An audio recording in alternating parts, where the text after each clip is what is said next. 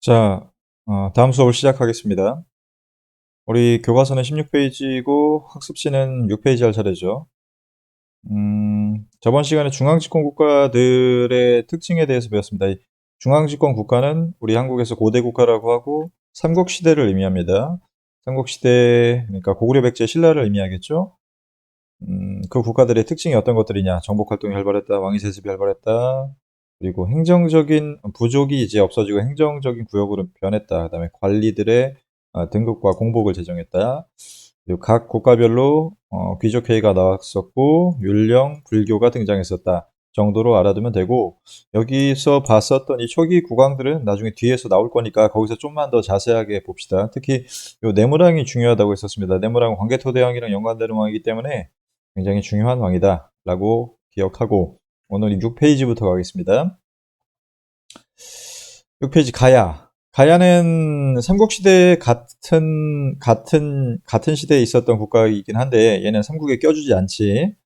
왜 껴주지 않냐면 저번 시간에 얘기했듯이 국가 발전 단계에서 이 중앙집권 국가로 발전을 하지 못하고 연맹 왕국 단계에서 국가가 멸망했었기 때문에 삼국시대에 껴주지 않습니다. 즉 고대 국가에 껴주지 않는다는 얘기죠. 이 중앙집권 국가에. 하지만 얘네도 꽤 오랜 기간 있었기 때문에 살펴봐야 됩니다. 먼저 가야의 역사는 크게 전기와 후기 두 파트로 나뉩니다. 전기와 후기 두 파트로 나뉘는데 가야도 총 여러 개의 연맹으로 이루어졌던 국가였겠죠.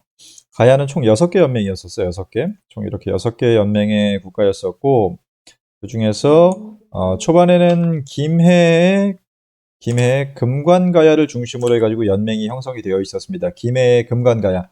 여기가 금관가야고 여기 옆에 아라가야, 뭐 비화가야, 무슨 가야, 무슨 가야, 무슨 가야가 총 6개 가야가 있었던 거야. 그 중에서 금관가야 중심으로도 이제 지역이 이루어져 있었었는데, 선생님이 예전에 그 철기 시대 때 여러 나라들을 이야기를 할 때 변환에서 가야가 나왔었고, 변환에서 가야가 여긴 표시지.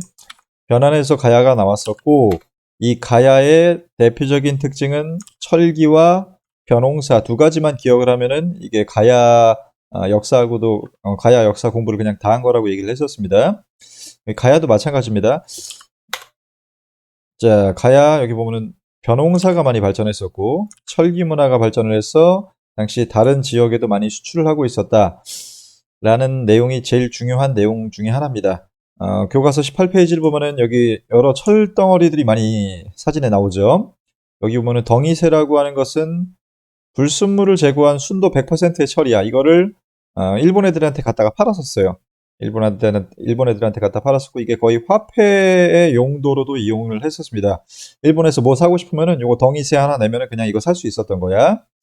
그리고 지금도 김해 지역, 그러니까 전기가야연맹의 우두머리였던 김해 지역에 가면 이런 철기 유물들이 많이 등장을 하게 된다라고 알아두면 되고, 요 낭랑이라고 하는 지역은 저번에도 잠깐 설명했었는데, 한나라가 고조선을 멸망시키고서 평양 지역에 세웠었던 우리의 감시기관, 한국을 감시하는 기관이었었는데, 여기 중국인들이 많이 살고 있었던 거예요. 그러니까 평양에.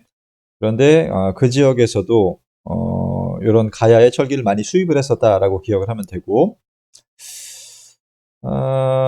그래서 얘네들은 낭랑이랑 외 사이에서 중개무역으로 번성을 합니다.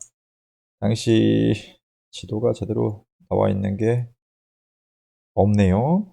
살짝만 보면은 음, 당시 지도가 이런 형태. 아직 낭랑은 여기 고구려가 평양 아니다, 그냥 지도로 보기 전에 낭랑은 평양 지방이고 가야는 그 밑에 있겠죠. 그 다음에 그 밑에 일본이 있었단 말이야. 그 밑에 일본이 있었기 때문에 그 사이에서 요 사이에 껴 있었던 가야가 낭랑과 외 사이에 중개무역 연결시켜주는 역할을 해가지고 돈을 많이 벌었었다라고 생각을 하면 됩니다. 그런데 이렇게 잘 나갔던 김해 중심의 가야 연맹 왕국은 중간에 광개토 대왕의 공격으로 굉장히 쇠퇴하게 됩니다. 전에 아까 잠깐 얘기했었는데 여기 네무랑이 신라의 왕으로 있을 때 일본 애들이 쳐들어왔었고, 이 일본 애들을 일본 혼자만 쳐들어온 게 아니라 일본, 가야, 백제가 연합해서 세 나라가 한꺼번에 쳐들어와요. 그래서 신라의 내무랑이 이거를 막지 못해가지고 광개토대왕한테 도와달라고 해서 광개토대왕이 도와줍니다. 그래서 광개토대왕이 신라를 도와주러 온 김에 같이 쳐들어왔던 김해 금관가야를 쑥대밭으로 만들어버려요.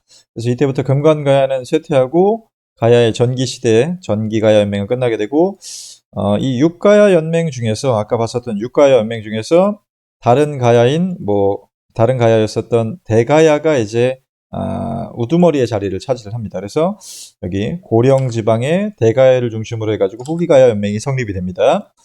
다만 이때도 백제랑 신라 사이에 중간에 껴가지고 제대로 성장하지 못하고 결국 고대 국가로 성장을 하지 못했었고, 6세기경 버풍왕 때부터 진흥왕 때까지 신라에 흡수당하게 됩니다. 이거는 뒷페이지 내용이 또 자세하게 나옵니다.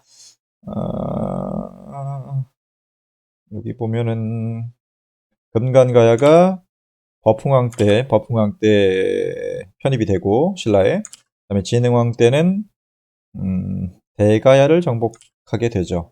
요 내용까지 연결시켜서 쭉 보면 됩니다. 여러분들이 좀 시기 파악을 하기가 어려울 것 같아서 내가 나중에 학교에 오면은 요거를 줄까 해요. 요거는 시기별로 쭉 내가 정리를 해 놓은 거거든. 여기 보면 버풍왕 때는 금강가야를 정복했는데 요 내용이 같이 옆에 같이 붙어 있죠. 그래서 여러분들이 시기 파악을 좀 하기 편하게 요 학습지를 따로 나눠줄 테니까 요걸로 정리하면서 같이 보세요. 자, 그래서 신라에 나중에 흡수당한다. 신라에 나중에 흡수당한다 정도만 알아두고, 김해랑 고령의 위치를 여러분들이 좀 알아둬야 됩니다. 김해랑 고령의 위치는 교과서에 나와 있습니다. 교과서에 보면은 처음에는 여기 김해 금관가야 중심으로 가야 전체가 발전을 하다가 얘네가 누구의 공격을 받았다고 그랬었어? 그렇죠. 광개토대왕의 공격으로 쑥대밭이 돼버리고서 얘네는 쇠퇴하고 대가야를 중심으로 가야가 성장을 하게 됩니다. 그러다가 나중에 이제 신라한테 완전히 정복당하게 된다라고 알아두면 됩니다. 다음에 여기 빈칸을 좀 채웁시다.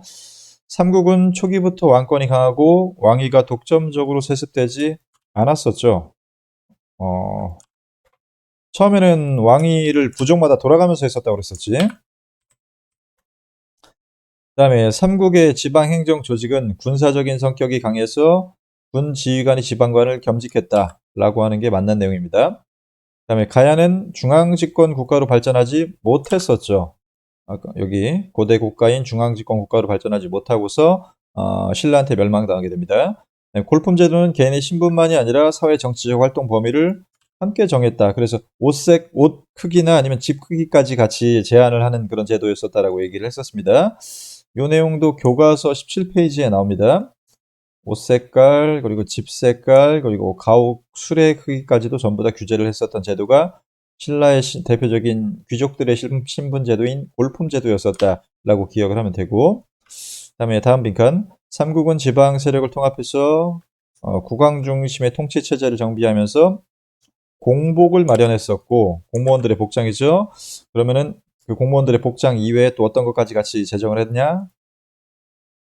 관리들의 등급제까지 같이 제정을 했었지. 관리들의 등급을 지정을 해준 다음에 그 등급별로 공무원 복장을 다 따로따로 색깔별로 지정을 했었다라고 얘기를 했었습니다. 그다음에 삼국은 법령을 반포했던 것이 율령이죠. 그리고 이 율령을 반포를 해서 법을 통일했었고, 어떤 종교를 통해서 종교적으로 통일했었다? 불교를 통해서 통일했었다. 그다음에 삼국의 회의체 이름 제가회의, 정삼회의, 그 다음에 화백회의 이름 꼭 알아둬야 됩니다. 다음 페이지 7페이지인데 여기까지 하는 게 목표인데 벌써 10분을 촬영을 했네. 아, 해봅시다. 그래서 위에서는 어떤 내용을 본 거냐면은 중앙집권 국가의 초기 발전 과정과 그다음에 초기에 그냥 이런 일들을 했던 왕들인데 밑에 다시 나올 거예요, 얘네는. 여기서는 크게 신경 쓰지 말고. 그다음에 신라의 신분제도, 그다음에 가야의 발전 과정은 그냥 다 끝난 거야. 가야는 여기서 역사 끝난 거야, 이제. 불쌍하긴 하지만은 여기서 역사 끝난 거야, 얘네는. 그다음에 이제 본격적으로 삼국의 국왕들마다 어떻게 발전을 이루고 했었는지 좀 봅시다. 자, 치열해진 삼국의 경쟁. 요 내용은 교과서랑 여러분들 항상 같이 펴놓고 공부를 해야 됩니다. 교과서에 있는 자료들은 내가 전부 다 시험 문제를 낼 때 참고를 하는 자료들이니까 요거를 그냥 내서 문제를 낼 수도 있고 하기 때문에 반드시 참고를 하세요. 교과서 내용 19페이지부터 시작을 하겠습니다. 자, 아까 위에서 삼국이 이제 중앙집권화를 쭉 이룩하는 과정에 대해서 설명을 했었고, 그럼 가장 먼저 중앙집권, 이 중앙집권이라는 거는 왕을 중심으로 모든 권력이 집중되는 것을 의미하는 거야. 즉, 그만큼 왕권이 강해지고 나라가 발전했었던 국가가 맨 처음 어디였었냐면은 백제부터 시작을 합니다. 백제. 요거 4세기라는, 세기라는 거는 100년도 단위를 끊어서 얘기를 하는 거야. 100년도 단위를 끊어서 얘기를 하는 단어이기 때문에 4세기라는 건 400년대, 아니야. 300년대를 의미해요. 300년대. 0년도부터 100년도까지가 1세기, 100년도부터 200년도까지가 2세기이기 때문에 4세기는 300년도부터 400년도까지를 4세기라고 하는 거 알겠죠? 자, 그래서 초기부터 보면은 얘네는 처음에 마한의 백제국이라고 하는 항상 처음에는 소국에서 출발을 한다고 그랬었죠. 소국에서 출발을 했었고 고이왕 때는 한강 유역을 전부 다 장악을 합니다. 저번에 봤던 지도를 다시 한 번만 봅시다. 여기 백제는 조그만한 소국에서 시작을 했었고 마한의 조그만 소국으로 시작을 했었고 점차 영역이 커져가지고 여기 마한 전체를 다 점령하는 정도로 백제의 크기가 커진다고 했었죠. 고이왕 때 한강 유역을 장악을 했었고 당시 우리나라를 지배했었던 중국과 경쟁을 고조선이 우리를 멸망시키고서 감시기관인 한 군현을 설치한다고 그랬었죠. 네 가지를 설치합니다. 한 군현 네 개를 설치하는데 얘네들과 전투를 하면서 중국 애들을 내쫓으면서 성장을 합니다. 요건 근데 내용이 크게 중요하지 않고 여러분들이 중요하게 봐야 될 왕은 바로 이왕이죠. 바로 백제 전성기 시대를 이끌었던 근초고 왕입니다. 근초고 왕. 반드시 이거는 수능 문제에 나오는 왕이라고 생각을 하면 됩니다. 근초고 왕. 대략 300년대 후반부쯤에 나오는 왕이야. 근초고 왕. 여기 표를 보면은 4세기 초중반이구나. 4세기 초중반에 이제 백제 왕이 올랐던 사람인데, 이 사람 내용은 다 중요해요. 일단은 이 사람은 마한 전체를 다 차지를 합니다. 마한 전체. 오씨, 헷갈려. 나 꺼야 되겠다, 이거. 마한 전체를 다 차지를 합니다. 백제국은 여기서 조그맣게 시작을 했다가 마한 전체를 지금 이제 근초고왕 때 다 차지를 하게 되는 거야. 마한 전체를 다 차지하게 된다. 그다음에 영토가 굉장히 커져서 고구려의 평양을 공격하게 됩니다. 고구려의 평양. 평양이 더 중요한데. 이거는 그냥 형광펜이 아니고 평양을 공격하게 됩니다. 평양은 고구려의 핵심적인 영토 중에 하나였었는데 이 평양을 공격하게 되면서 고구려의 왕이었던 고국원왕을 죽입니다. 고국원왕. 지금 여기 지도를 보면은 19페이지의 지도를 보면은 백제가 이쪽으로 쭉 뻗쳐가는 지도가 보이죠. 여기 평양을 공격해서 고구려 왕이었던 고구원왕까지도 전사시키는 성과를 거둡니다. 그래서 이쪽 평양지방 바로 아래였었던 황해도 지역까지 영토를 넓히고 특히 중앙집권 과정에서 필수적이었던 왕위 부자상속을 근초고왕 때 마련을 하게 됩니다. 그 전까지는 다른 형제나 아니면 다른 부족들한테 왕위를 뺏겼었으나 이제는 아들한테 완정적으로 왕위를 물려줄 수 있을 만큼 왕권이 강화됐다라는 걸 의미하는 겁니다. 그다음에 두 번째로 해상 무역 교통로를 확보를 하는데 이때 근초고왕이 진출하는 영토가 평양지방을 점령을 했었고 평양지방까지 나갔어. 완전히 먹은 건 아니야. 그냥 여기 가서 고구려 왕 죽이고 온 거야. 그렇기 때문에 바닷가 이쪽 지방에 마음대로 왔다 갔다 할 수 있었어요. 그래서 당시 제일 선진국이었던 중국이랑 마음대로 교류를 했었기 때문에 전진뿐만이 아니라 동진 그리고 일본의 규슈까지도 왔다 갔다 하면서 완벽하게 서해안의 해상 무역권을 장악하게 되죠.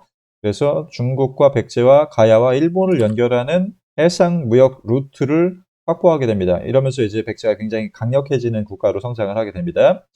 특히 중국의 동진이라고 하는 나라랑 친했었고 가야랑도 친했고 외랑도 친해서 이 외한테는 칠지도라고 하는 선물을 주죠. 칠지도. 이거 사진에 있나 지금? 여기 이거 실지도 일본 왕한테 선물로 준 거야. 일본 왕한테 선물로 준 건데 이게 지금 일본에 지금도 국보로 남아 있습니다. 그 정도로 잘 나갔었는데 그 정도로 잘 나갔었고 자, 그다음에 이제 고구려의 상황을 좀 봅시다. 고구려는 4세기 때는 백제한테 밀려서 크게 힘을 못 쓰겠죠, 당연히. 일단 4세기 초반에 미천왕 때는 낭랑, 여기가 평양 지방이라고 그랬어, 평양. 그리고 낭랑은 평양 지방을 의미합니다. 평양, 여기 평양. 평양에 중국이 점령을 하고 있었는데 여기에 중국인들을 내쫓아 버리는 거야. 낭랑군들을 축출을 했었고 그래서 이 평양을 중심으로 한 대동강 유역을 확보하게 됩니다. 여기 보면은 강이 하나 흐르고 있죠, 강. 지금도 우리 한강에 보면은 서울에 보면 한강이 흐르고 있죠. 북한에도 평양이라는 도시가 제일 큰 도시고 그 도시를 대동강이라는 강이 관통하고 있습니다. 대동강 유명한 강이니까 잘 기억하세요. 역사 시간에 우리 한국사 시간에 계속 나오는 강이야, 이 강은. 자, 그래서 미천왕 때는 조금 영토를 넓히는 듯 했었는데 문제는 바로 이 고국원왕 때. 아까 이 고국원왕 위에서 나왔었죠, 여기서. 이건 뭐야? 고구원왕 여기 위에서 나왔었죠? 고구원왕은 근초고왕의 침략으로 인해서 백제의 침입으로 인해서 전사하게 되죠. 전사하게 됐기 때문에 국가가 굉장히 흔들리게 됩니다. 백제만 쳐들어왔던 게 아니라 그 전에는 선비족도 쳐들어와가지고 전연이라고 하는 나라인데 선비족의 전연이라고 하는 나라인데 얘네가 쳐들어와서 국가가 굉장히 흔들리게 됩니다. 여기 보면 전연이라고 하는 나라가 있죠. 중국은 나라가 여러 개야. 이 당시에는 중국이 총 5개 부족에 16개 정도로 국가가 찢어지는 상태였었어. 지금처럼 하나의 중국이 아니라 여러 개 국가로 찢어져 있었습니다. 그 중에서 전연이 쳐들어와가지고 고구원학 때 굉장히 힘들었었고 백제에 의해서 왕이 죽었었죠. 그래가지고 국가적 위기가 있었는데 고구원왕 자체가 중요한 건 아니야. 얘가 근초고왕이랑 엮이기 때문에 중요한 거야. 그런데 이 위기를 극복했던 왕이 바로 소수림 왕이기 때문에 굉장히 중요하다. 그래서 소수림 왕이 어떻게 이걸 극복을 했냐면 당연히 중앙 집권적인 여러 가지 제도들을 마련을 함으로써 이 국가적인 위기를 극복을 하죠. 당시 선진국이었었던 중국 지역, 여기 전진이라는 나라랑 교류를 했었고, 이건 몰라도 됩니다. 소수리만 하면 딱 3가지만 기억을 하면 됩니다. 일단 불교를 공일해서 종교적으로 국가를 통일을 했었고, 율령을 반포를 해서 법률을 통일을 했었고, 그 다음에 마지막으로 태학이라고 하는 대학교야. 이걸 설치를 해서 애들을 인재를 육성을 해가지고 자기 국가를 이제 발전시키는 근간으로 사용을 했었다라고 기억을 하면 됩니다. 그래서 소수림 왕 때 국가적인 위기를 극복을 하고서 완전히 국가가 안정되니까 그 다음 왕인 어떤 왕 때부터 미친 듯이 밖으로 영토를 확장을 시킬까? 여기 광개토대왕 때부터 영토를 확장을 시킵니다. 그래서 광개토대왕 때 진출하는 영토 지역만 하나씩 살펴보면은 먼저 백제의 한강 지역을 쳐들어갑니다. 그래서 백제 왕을 끌고 와가지고 사로잡아서 무릎을 꿇린 다음에 노예 계약서를 쓰게 해요. 멋있는 왕이야. 백제 야신왕이라고 하는 왕을 붙잡아가지고 사로잡아가지고 나는 당신의 노예입니다 하면서 울면서 이렇게 굴복하게 하는 그런 장면이 옛날 역사책에 나옵니다.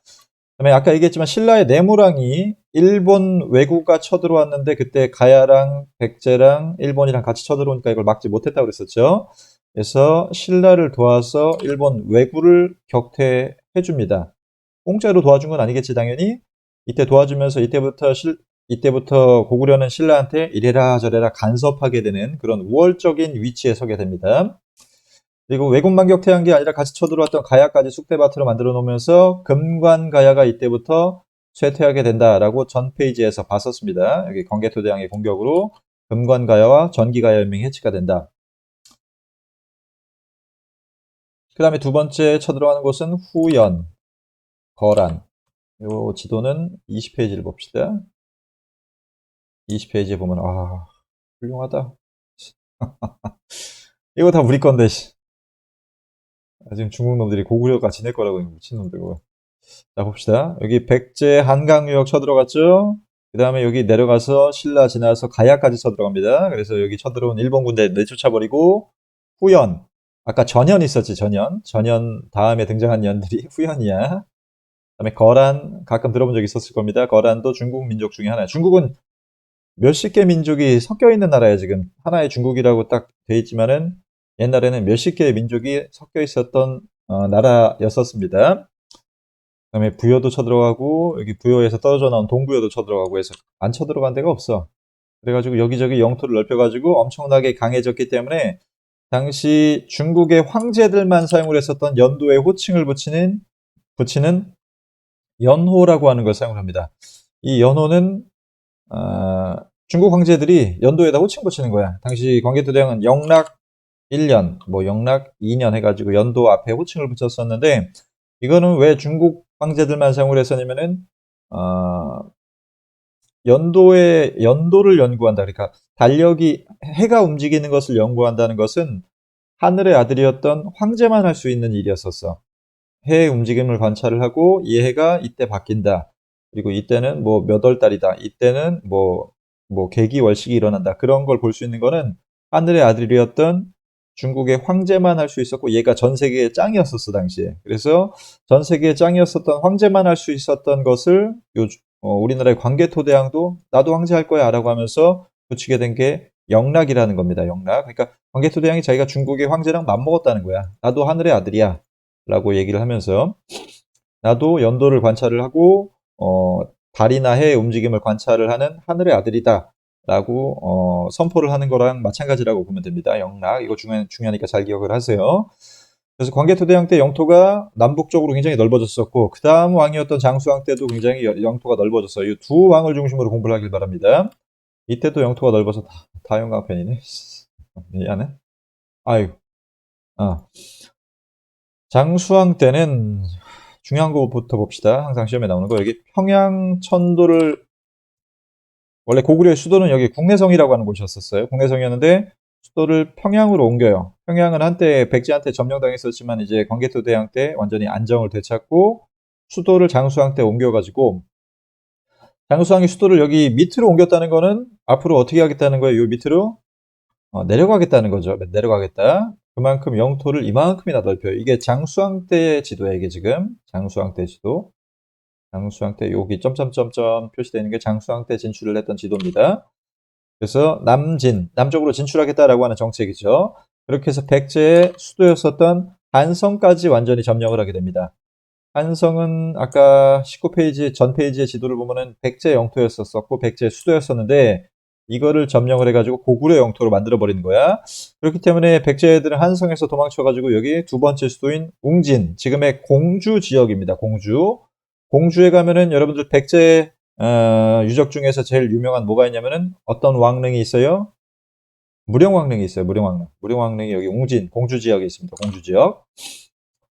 그다음에 백제 한성 점락 함락 이거 잘 기억하고 그다음에 한강 유역을 전부 다 장악을 해요. 여기 한강 남부 지역까지 한강 남부 지역까지 아까 광개토대왕은 여기 한강 북부 지역까지밖에 못 왔었어. 그러는데 장수왕은 한강 남부 지역까지 전부 다 장악을 하면서 충주 지역에 자기의 흔적인 고구려비를 세우게 됩니다. 충주의 고구려비 아직까지도 남아 있습니다. 충주 고구려비는 충주 고구려비 요게 충주 고구려비야. 참고로 영토를 확장시켰던 왕들은 자기의 업적을 항상 당시 비석에다 새겨놨었어요. 여기 광개토대왕도 이거는 광개토대왕이 직접 세운 건 아니지만 아들이었던 장수왕이 아빠의 업적을 기리기 위해서 세워준 거고 장수왕 요거 충주 고구려비는 이것도 장수왕이 직접 세운 건 아니고 그 뒤에 아들이었던 문자명왕이 세워준 겁니다. 여기 장수왕의 업적으로 나와 있는데 장수왕 그 뒤에 아들이 세워진 거야. 백제는 웅진으로 도망갔다. 이때부터 고구려는 온 천하가 내 것이다. 내가 짱이다. 라고 하는 천하관을 확립하게 되죠. 아까 얘기했듯이 광개토대왕은 내가 하늘의 아들이야. 내가 하늘의 아들이다. 라는 뜻이야. 하늘의 아들이다. 라고 하는 천하의 짱이다. 라고 하는 그런 이미지를 확립을 하게 됩니다. 그게 광개토대왕 능비나 충주 고구려비 등의 고구려 중심의 천하관이라고 하는 게 성립이 됩니다. 이거 굉장히 중요한 거니까 잘 기억하고 장수왕 내용 중에서 또 하나 좀 볼만한 거는 여기 이 장수왕은 중국이 당시 남북으로 쪼개져 있었는데 근데 남쪽하고도 교류했었고 북쪽 왕조하고도 같이 교류를 했었습니다. 남북의 왕조와 같이 교류를 하는 양면 외교를 같이 선보이게 됩니다. 중요한 이유가 있는데 이건 너무 기니까 넘어가고 몇 분 했냐? 촬영 25분. 일단 여기서 끝.